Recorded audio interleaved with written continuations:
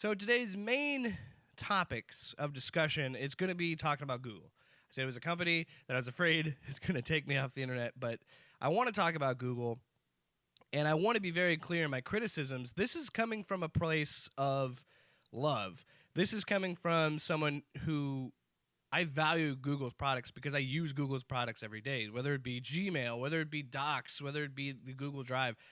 My phone is a Google Pixel. So every aspect of what I do in my life is a part of Google's infrastructure. And I love the convenience. It's terrifying when you think about it. If you think about how much freedom you give up to have so much convenience that Google can provide for you, it is terrifying, but it's also extremely worth it, I think. Extremely convenient.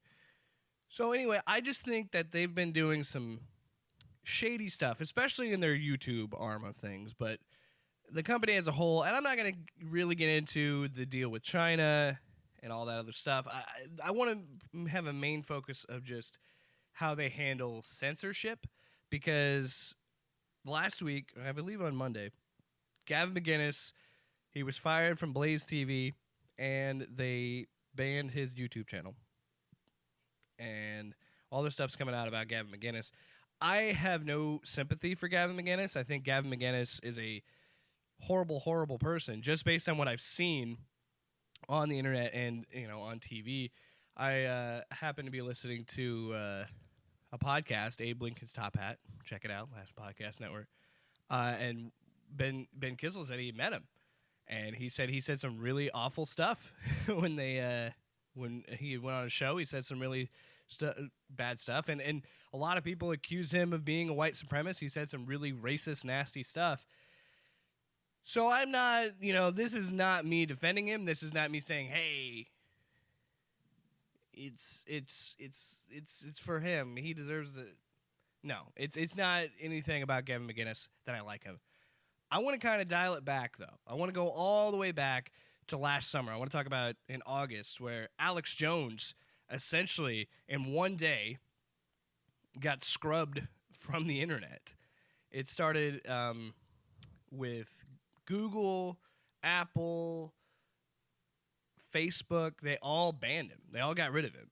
And it seemed completely out of left field.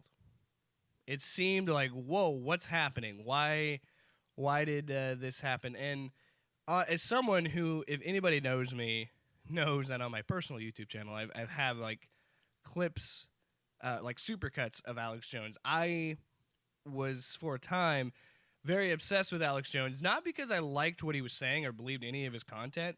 I just thought the guy was entertaining.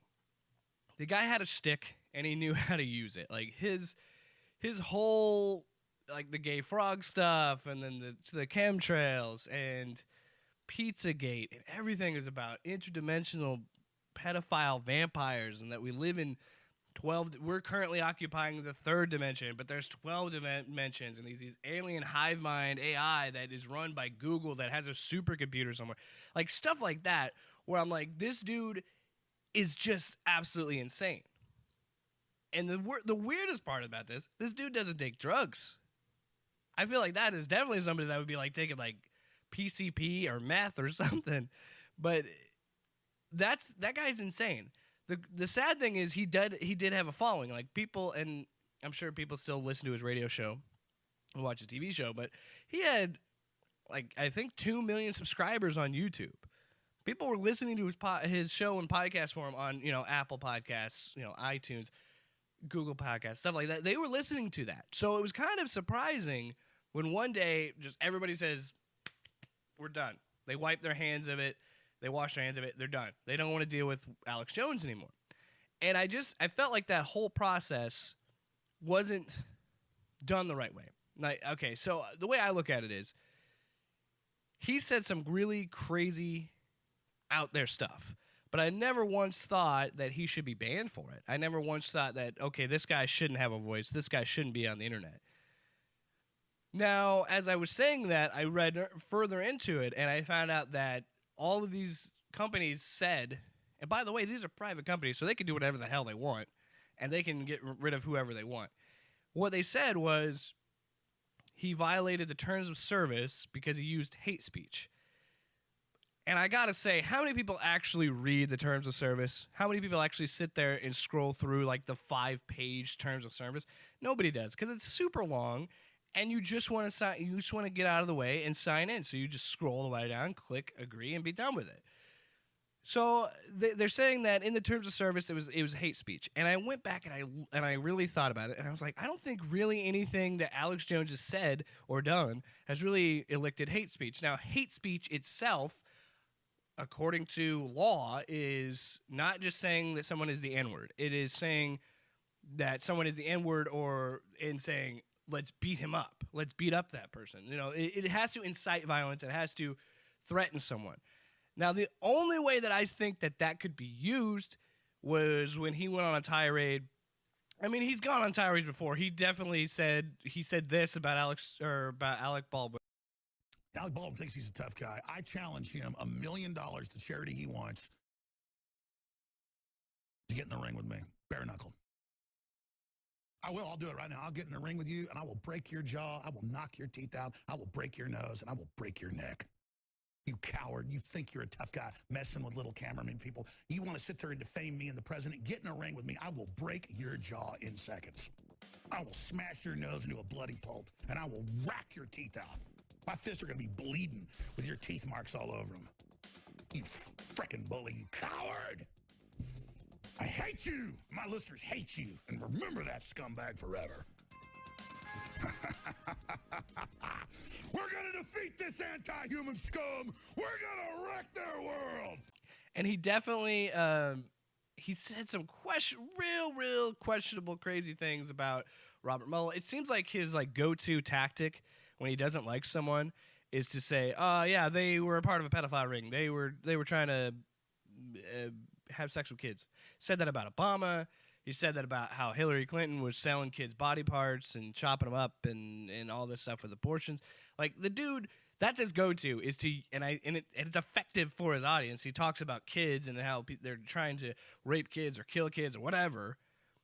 He kind of includes, and then he includes Robert Mueller into this with the whole Russia probe, and then he mimes shooting him and says, we're going to come after you and, pull you out of the streets and beat you up politically. He puts politically. Anytime he threatens someone and encourages violence, he says politically to try to save his ass.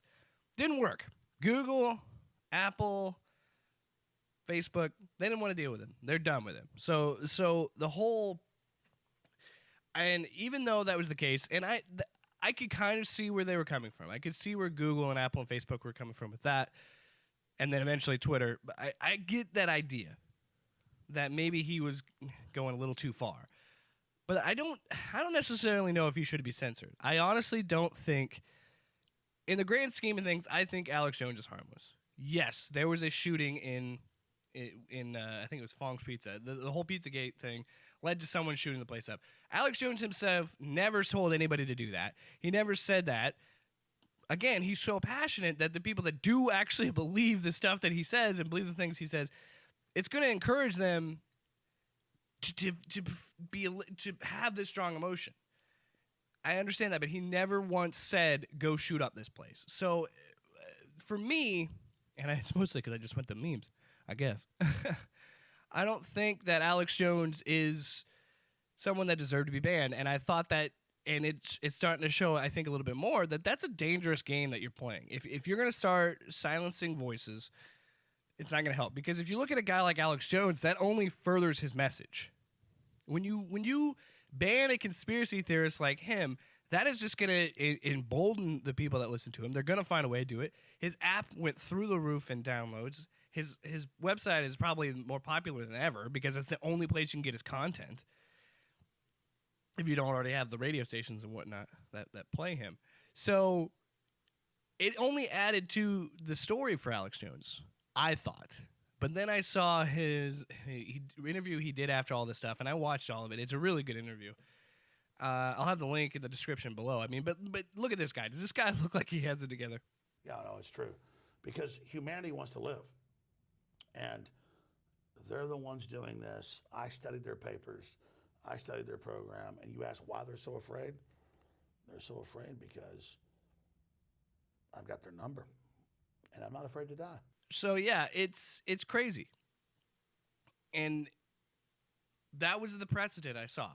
And it wasn't anything that a lot of people were upset about. Again, Gavin McInnes and Alex Jones are both guys that I think the world would be a lot better without. I don't think their particular brand of punditry, yeah, that's not even a word, I'm making that up. Their particular brand of political commentary is not good. Gavin McInnes tries so hard to be funny, and he's just a jackass. There's nothing funny about what he does. Alex Jones is just insane. So when I think about these two, I don't think about, oh man, the world really needs these two voices. They don't, but I also don't think they should be silenced.